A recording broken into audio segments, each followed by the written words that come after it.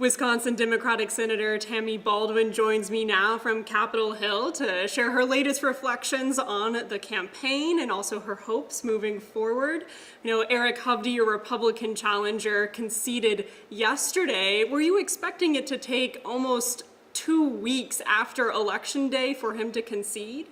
What's really important in my view is that Republicans and Democrats and independents alike need to respect the election process. And there was a fair election in Wisconsin, and I won the Senate race. Donald Trump won the presidential race, and we need to respect the results and now work towards a smooth transition in power at the presidential level. But I think it's really important that people do respect the voice of the people, which is their votes, and they've been counted. Has Hovde called you to concede? I have not received a call from Mr. Hovde. There was a nationwide red wave this election. Republicans now control the House, the Senate, and the White House. As a Democrat, how are you planning to have any impact with all of that control with Republicans? Look, first of all, this isn't the first time I will have served in the minority. And it's a new Congress, but I am here to do what I always have, which is fight for Wisconsinites. And I'm focused on kitchen table issues that, Democrats and Republicans alike are focused on. I hear from Wisconsin families about it all the time, lowering the cost of things, including groceries and rent and housing and healthcare and prescription medications. And I see a lot of ground there that we can work together. As long as we are working in the interests of the people that I'm here to fight for, people of Wisconsin, we're going to be able to work across the party aisle. I'm going to be able to work across the party aisle, especially on my Buy America rules that have kept and brought new jobs to our state.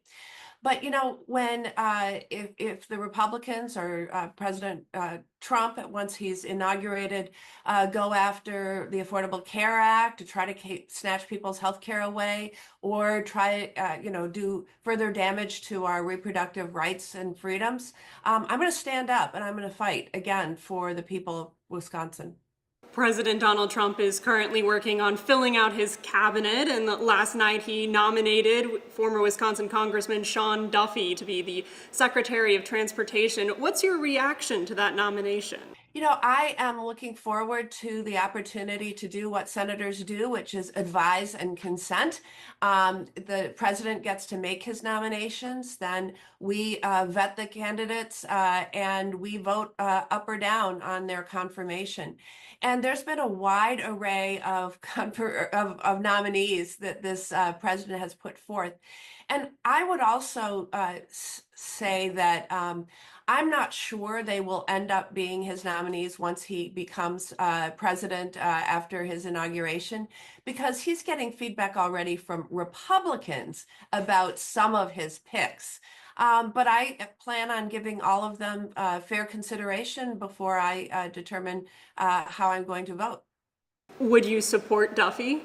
It's an interesting pick for transportation, and I think that there would be some really interesting opportunities to have a Wisconsin cabinet secretary who knows the state well.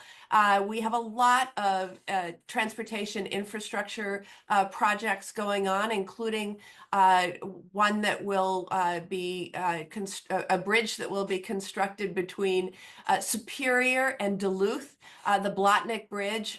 This administration, the Biden administration, through our bipartisan infrastructure law, delivered $1 billion to help each state be able to afford this reconstruction it's very necessary right now.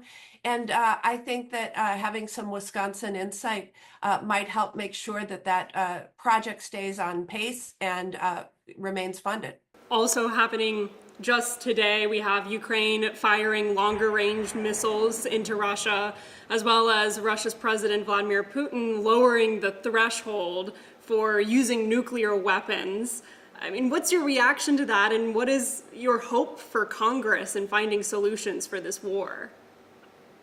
I think that we need to get the parties to the negotiating table, and that, almost every war ends with a political or diplomatic solution. And we are at the point where I think we need to do everything we can to press the parties to the negotiating table. And I think that uh, when it is when Ukraine now has these new authorities, um, hopefully that will end in the parties determining that they need to talk and that they need to bring this to a resolution.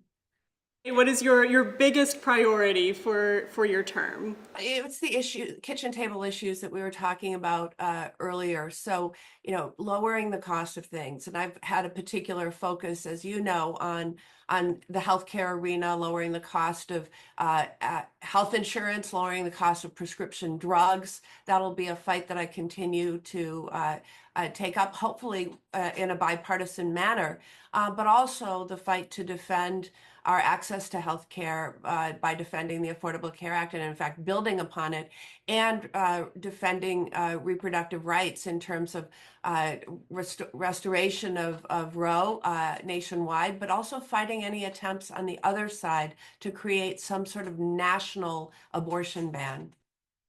Well, thank you so much again, Senator Baldwin. I really appreciate it. Thank you.